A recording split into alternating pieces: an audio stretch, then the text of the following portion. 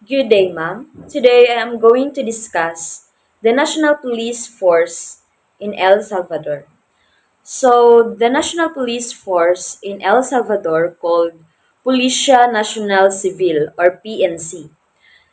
Their vision is to build a police force that ensures the safety and trust of the public by maintaining law, order, and justice while aligning with principles of democracy and respect for human rights. Their mission is to guarantee the safety and tranquility of citizens through effective law enforcement and crime prevention. The PNC operates under the principles of respect for human rights, transparency, and community engagement, aiming to foster trust between the police force and the Salvadorian people.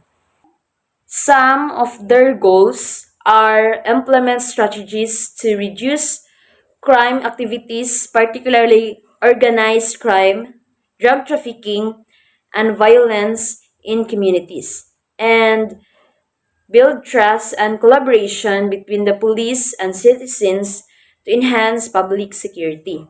And some of their objectives are implement programs and operations to decrease homicides, robberies, and gang related violence, and strengthen the relationship between the police force and the community through transparency and respect. Let's move on to their core values. The core values of their police force are: the PNC upholds integrity by ensuring honesty and ethical behavior in all its operations. Second, it values respect for human rights, ensuring its actions protect and honor the dignity of every individual. Third, the organization prioritizes accountability, taking full responsibility for its decisions and actions to foster trust with the public. The fourth, professionalism is a cornerstone as the PNC is committed to demonstrating expertise and dedication in all law enforcement duties. Fifth, transparency is essential, with the PNC striving for openness in its processes to encourage trust and collaboration with citizens. And the last core value is the PNC, deeply rooted in a commitment to public service, always prioritizing the safety and security of the community. The PNC, or Policia Nacional Civil of El Salvador, is governed by the Ministry of Justice and Public Security, or Ministerio de Justicia y Seguridad Pública in El Salvador language. This ministry is responsible for the PNC's administrative and operational oversight, ensuring the effective implementation of policies that promote public safety, reduce crime, and address threats to national security. It also oversees various security related initiatives, including crime prevention, counterterrorism, and public order restoration, aligning with broader governmental strategies.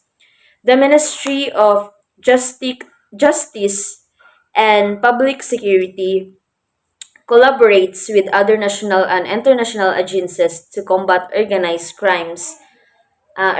crime, gang violence, and transnational crimes like human trafficking and drug smuggling. It also works on community-based programs to strengthen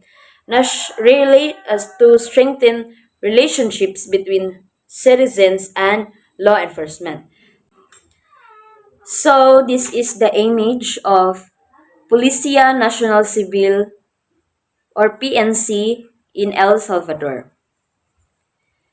The PNC of El Salvador was established in 1992 as part of the Chapultepec Peace Accords which ended the country's 12-year civil war.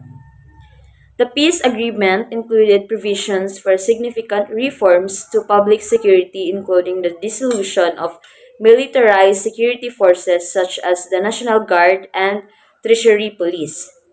These institutions were replaced by the PNC, designed to be a professional, civilian-led police force committed to democratic principles, respect for human rights, and public accountability.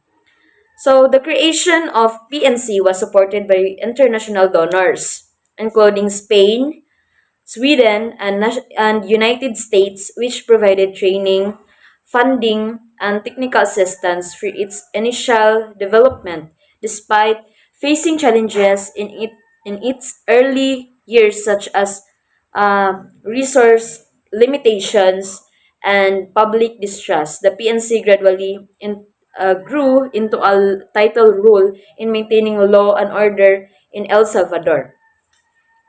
Over the years, the PNC has implemented significant initiatives such as Plan El Salvador Siguro and Plan Control Territorial. So this is the organizations.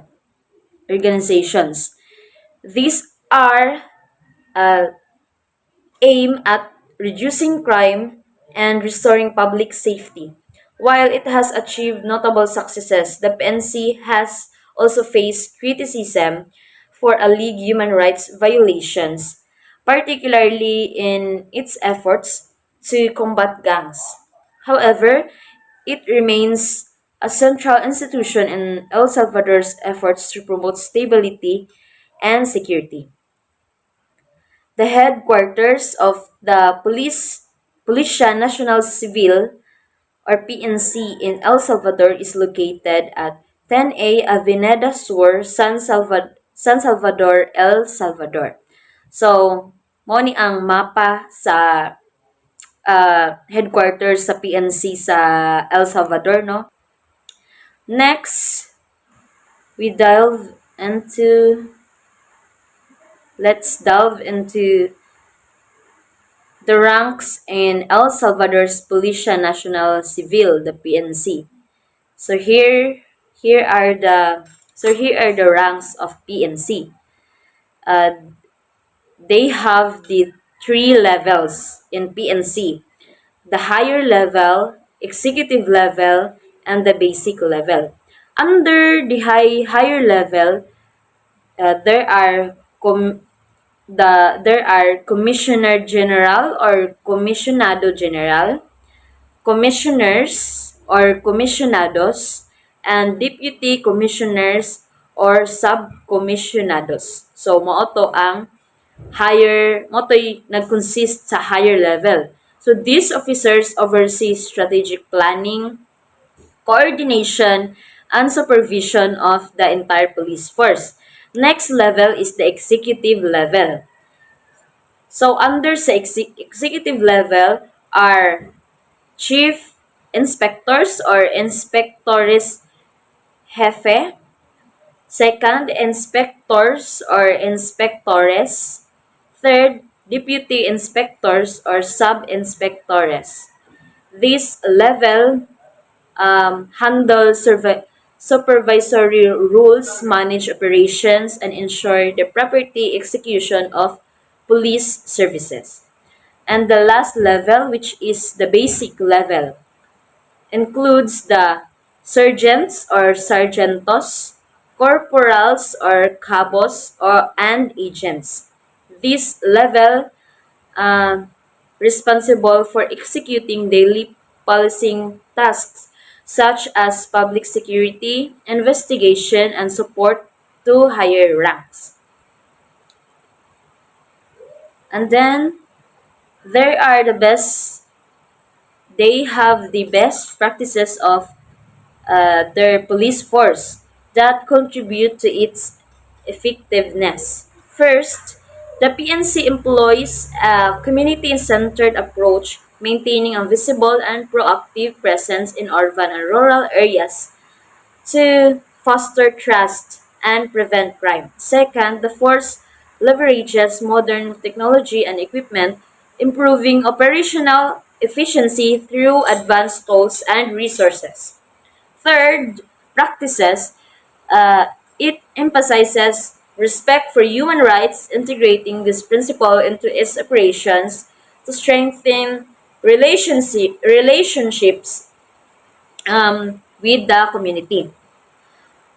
The fourth is the territorial control plan focuses on intelligence-driven patrols and coordinated efforts to combat gang violence and organized crime effectively. The fifth, the PNC has made strides in enhancing officer welfare, ensuring better working conditions, uniforms, equipment, and facilities for its personnel. And the last practices and the last practice is the continuous professional development and training keep officers updated with modern policing techniques and digital skills, enhancing their effectiveness in law enforcement. So we have here also the mm, institutions if you need advice or information for you to call. This includes the Salvadoran Institute for the Development of Women, or the ISDEMU. You can call 129 or the 24-hour chat 7854-9521.